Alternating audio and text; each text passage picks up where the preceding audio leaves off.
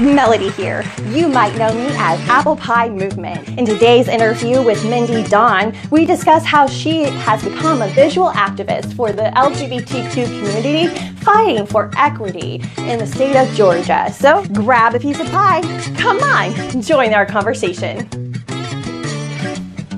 What was your coming out experience like? Have you always known that you're gay? And why did it take you until you were in college to come out? Yeah, good question. So, I mean, like in retrospect, I absolutely can tell you like my earliest crushes. As far back as like probably first grade, and they were some of my best friends. Like I'm sure I had crushes on some of my teachers, but because I didn't know any queer people. I didn't know that that's what those feelings were. And I went through all of college thinking that the only reason why I wasn't having meaningful and sustained relationships or sexually intimate relationships with the men that were asking me on dates, I thought that the reason why nothing was clicking in me was because I was waiting for that perfect Mr. Right. Like I had my parents as my role models for love, and they are each other's best friends and dearest loves. And so I thought maybe I just hadn't found that best friend and that dearest love, and that's the reason why I don't want to be intimate. And then in March of my senior year of college, I met Chris. She was all right. So here's a confession. My senior year of college, I joined a sorority, Kappa Alpha Theta at University of North Carolina at Chapel Hill. So let's get over that shock for a moment, because there are pictures, the events. We all go through phases. So did you dress as a girl, as a feminine woman before, or have you always dressed as you do? So I still dressed in my Gap vest, and probably had a lot of my clothing was from the men's section of Gap, and very oversized. I wore very oversized clothing as well. But I had longer hair then, and my hair was like, beyond my shoulders and in a spiral perm. Yeah, process that. But like for all of my sorority events, if it called for dresses, I absolutely would wear a dress.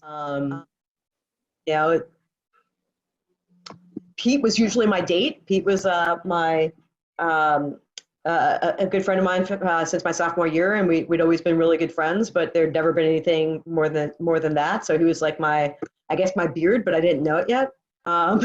So it came to like March, and some of our sisters from Virginia Tech were coming to North Carolina for some reason, and they were staying at our sorority house, and so I got to meet some of those some of our sorority sisters. And one of those was, the president of the Kappa Alpha Theta chapter at Virginia Tech was Chris. And that entire night, I may as well have been a puppy on a leash. Like just having her like stand anywhere near me, like I there was like a tightness in my chest. There was something that like I could no longer deny. And I'd never had anything close to that for any guy that I'd ever dated. And it practically paralyzed me. And she came to visit again a couple of weeks later, and she stayed at our apartment. And I remember one of the nights that she was there, I got so very, very drunk, and we were sleeping in my one of my apartment mates in her room, because she had a bigger bed. And so I actually was so uncomfortable that I had Chris sleep on the bed and I slept on the floor, because like I felt so uncomfortable, but I still wanted to be in the same room with her. And I remember before bed that night, I said to her, Chris, there's something I want to tell you. And she said, what? And I said, I'm attracted to you physically. And she was like, thanks. And then she rolled over and she went to sleep. And I couldn't make this up. Like my roommate, she was a journalism major at UNC. It's this amazing bookcase. And one of the books, and she was a very devout feminist as well, as was I, as am I. And she had Our Bodies Are Self in her bookcase.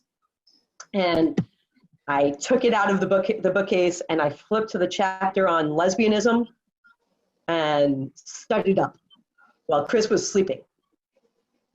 Because I didn't know what it meant. I didn't know what, like, I couldn't understand. And she left that next morning, and we had a really wonderful hug, but she didn't say anything about it. And so when she got home and she called me to let me know that she made it home safe, I said, hey, I want to thank you for not making a big deal about my feelings.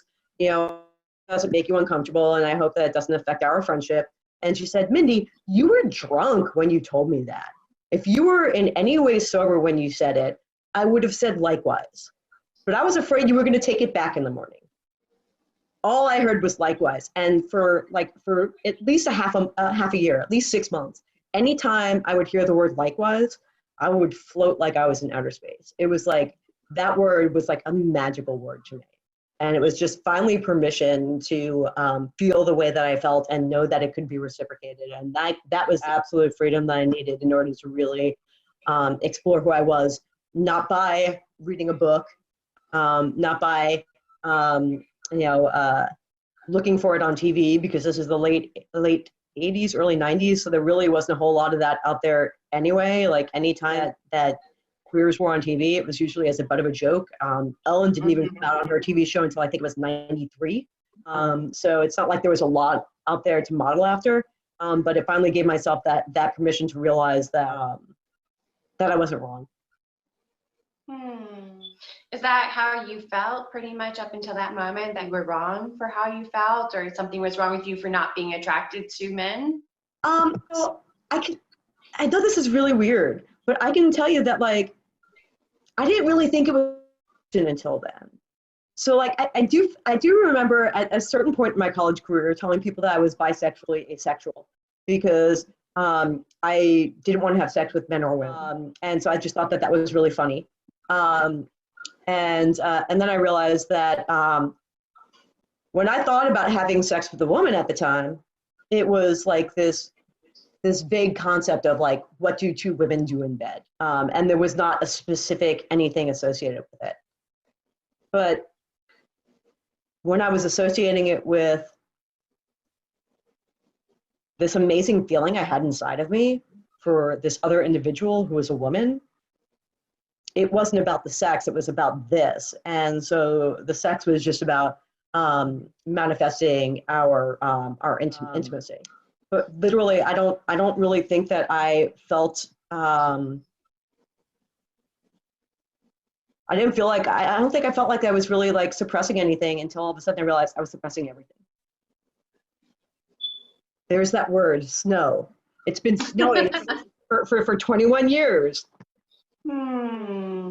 So is it through dating Chris that you cut off your hair and changed how you're dressed, or when did that evolve? So I was still dressing in kind of an androgynous space at the time. But I would definitely say that my style from a way of like of how I dressed and styled myself was more androgynous, and I think that was probably about my discomfort with the gender spectrum. I would shop on the men's side of the store, and I was always afraid that somebody from the store was going to come over and be like, "What are you doing? You're a woman shopping on the men's side." So like I always had this like in the back of my brain, like, "Oh, I'm buying these for my brother," like I always had some sort of like out when I was shopping. But then like if I'm trying something on, there's really no out there. So the manner in which I dressed was still in that androgynous phase. But when Chris met me, I still had the longer hair. And I think she actually even preferred it. I just felt like, I don't know, like literally when I was, up until the time I was in 10th grade, my hair was very rarely cut. It was long and straight and like to my butt. When I was a little girl, my mom would brush my hair every night. She would put it in a bun. She would braid it. Like I was mommy's little baby girl. My sophomore year of high school, I wanted to get my hair cut, and my dad was devastated. My dad, I'm the youngest of three, and I'm the baby girl. So my dad was so excited to have like a baby girl. I'm absolutely daddy's little girl. When he heard that I wanted to get my hair cut, he's like, no, daddy's little girl is not getting her hair cut. I literally started a petition at my high school and got over 200 signatures to get my classmates to convince my parents that I should be able to get my hair cut. So that was my first haircut, cutting it to shoulder length. But then after I came out, I just kind of felt more of a sense of freedom around it. And started just going shorter and shorter until I found a place that I really enjoyed. It's interesting when I think about my style influences along the way, because they haven't always been like traditional style influences. Like when I was a kid, I remember watching the Arsenio Hall talk show, and Arsenio wore like the most amazing ties all the time. And so when I would go shopping, I would see these amazing ties and I would absolutely love them, and I would buy them. And then I would think, when is Father's Day? When is my dad's birthday? I'm going to give this to him. So that's what I would do. I would get these amazing ties and I would gift them to my dad, and my dad would look at these and he'd be like so excited that I gave him a present. And then he would take those ties and he'd put them in the closet. But one day I just said to him, I'm like, Dad, I've never seen you wear one of the ties that I've gotten you for your birthday or for Father's Day. And so he started wearing the ties, and it changed his life. Like he would go into school, like high school math teacher. He would go into school and like people would be like jaws on the floor. Like there would be people that would offer him money for the ties around his neck. That's my early styling, I guess. But I guess in retrospect, some of those styles that spoke to me that I can only point at either my dad or like, going shopping with my brother and getting him to buy certain things, that ultimately at the end of the day, that they were things that really spoke to me and that they really grabbed me. But then we were, like I mentioned before, that, when I was shopping on the men's side of the store, because I'm shopping so quickly, and this is really before the internet too. So like I'm having to physically go into these stores. I'm getting something that is, that's as close fitting as it can possibly be. But like I'm 5'2", 112 pounds.